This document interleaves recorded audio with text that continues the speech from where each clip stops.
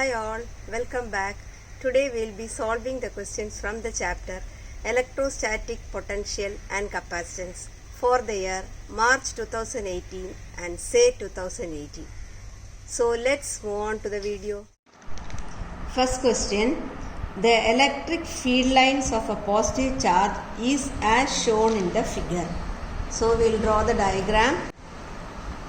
Diagram is you have a positive charge and the electric field lines. They are drawn with the arrow pointing outwards. You have a point P which is near to the positive charge and a point Q little further from the positive charge. That is the diagram. A part of the question is give the sign of potential difference Vp minus Vq. That is, you have to find the difference of potential between P and Q. We represent the potential by the letter V. So, you should recollect the formula for a potential at a point due to a point charge. It is nothing but 1 by 4 pi epsilon naught, the given charge divided by distance. Now, in our case, first we will find the potential for the point P. So, we will write it as Vp is equal to 1 by 4 pi epsilon 0 q by Rp. Rp means the distance between the charge and the point P. Here we can see that Rp is small. Rp is small. When the denominator is small, we get the answer as high value. That is why I have written the potential at P is a high value. Next, we have to find the potential for Q. So, we again write as Vq is equal to 1 by 4 pi epsilon 0 q by Rq. Rq distance you can see larger than Rp. So, we have written Rq is a large value.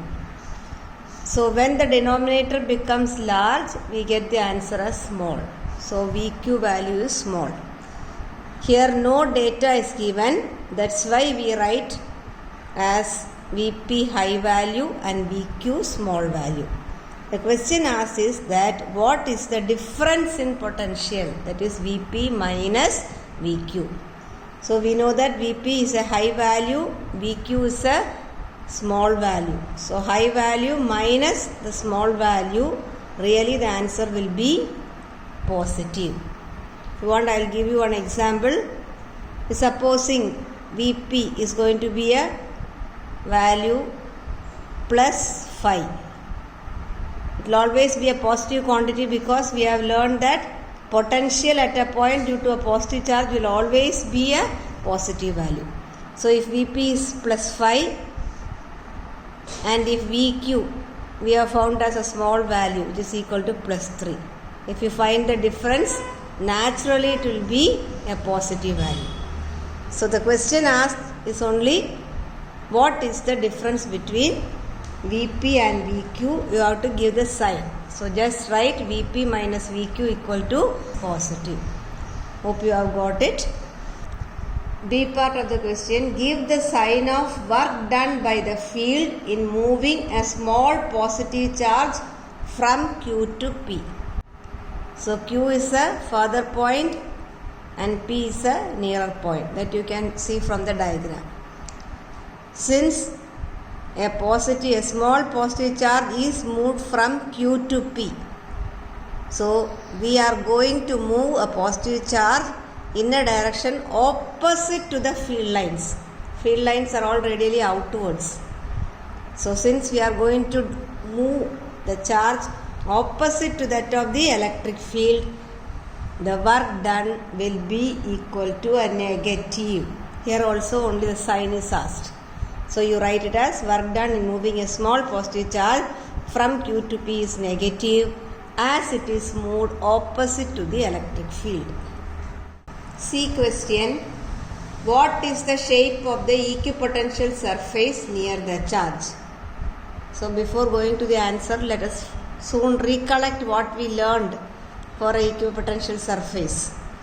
We learned the definition and we learned the properties. So you can easily find out the equipotential surface if you remember the properties of that. The property states that equipotential surface should always be perpendicular to the field lines. So here around this positive charge the field lines are radially outward. So if we imagine a surface perpendicular to it, it will be a sphere. So answer to the question is sphere. The next question is, calculate the electrical capacitance of the earth. The radius of the earth is 6400 km. So to solve the problem, we should first recollect the formula for the spherical capacitance. That is given as C is equal to 4 pi epsilon naught R. So R is given as 6400 kilometers. We will write it as 6400 into 10 power 3. Now we have to substitute the value for 4 pi epsilon naught. This also we have learned that 1 by 4 pi epsilon 0 is equal to 9 into 10 power 9. So just interchanging, we get the value of 4 pi epsilon 0 as 1 by 9 into 10 power 9. We can substitute it over here and calculating. Divide 6400 by 9, we get 711.11. This 10 power 9 goes up, so 10 power minus 9 into 10 power 3. So the answer comes out to be C equal to 711 into 10 power minus 6 farad, or we can write it as C is equal to 711 microfarad. The question is, potential energy of a system of charges is directly proportional to the product of charges and inversely proportional to the distance between them. A part of the question is, prove the above statement. So first we have to again recollect the definition of potential energy. We have learned that potential energy of a system of charges is defined as the work done in assembling the system of charges at the given position from infinite separation. അതായത് infinite സെപ്പറേഷനിലായിരിക്കുന്ന ചാർജിനെ അവരവരുടെ respective പൊസിഷനിലേക്ക് കൊണ്ടുവന്ന് വയ്ക്കാൻ ഉള്ള work done ആണ് നമ്മൾ calculate ചെയ്യേണ്ടത്. So let us consider a two system of charges Q1 and Q2. This is going to be at infinite distance. We have to bring them and keep it in their respective position A and B. That is, Q1 has to be brought to A and Q2 has to be brought to B. So first let us answer to the question as, if you want to bring the charge Q1 to A, work done to bring the charge Q1 to A or at A is equal to 0, because we are doing it in the absence of any electric field. Since there is no electric field, no work will be done. Therefore, to bring the charge Q1 to A, the answer is 0. Now having placed the charge Q1 at A, next we have to bring the charge Q2 to B. Since we already have a charge at Q1, a potential will be produced at a point B. So the potential at B due to Q1 is V1, that is equal to 1 by 4 pi epsilon naught Q1 by R.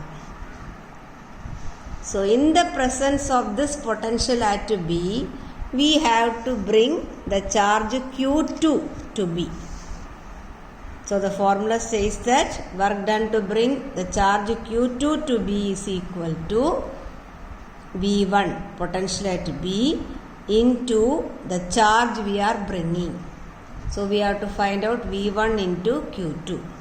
That is equal to, we already found V1, substitute it, 1 by 4 pi epsilon naught q1 by r into q2. Now we have brought the two charges to the respective position. So the work done is now stored as potential energy in the system of charges. So we have to add the both equation.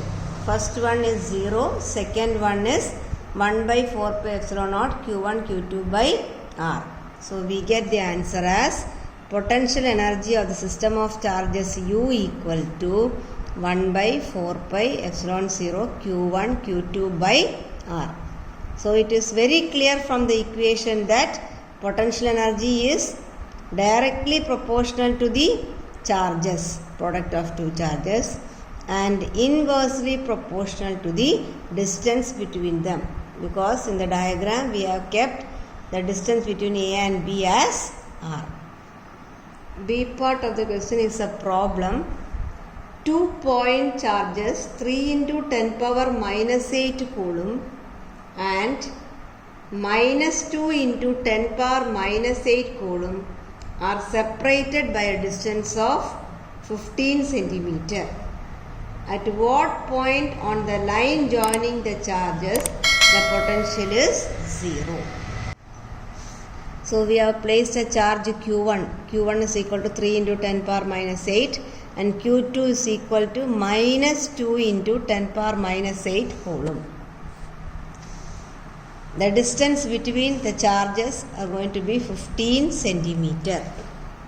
The question asked is that at what point along these line joining these two charges the potential is going to be 0. So we assume that let P be a point at a distance of r from q1 where the potential is going to be 0.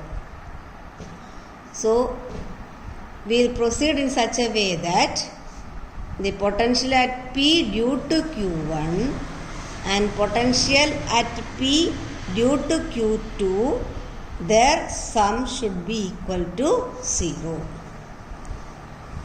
One more thing you have to note is that we have already learned that potential at P due to a positive charge means the answer will always be positive. So when we calculate the potential at P due to q1, that is V1 will be a positive quantity.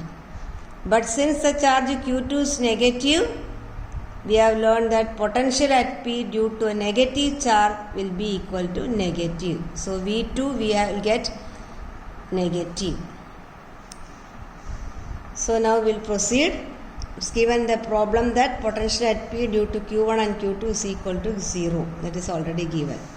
So we write V1 plus minus V2 is equal to 0, because V2 answer comes out to be always negative.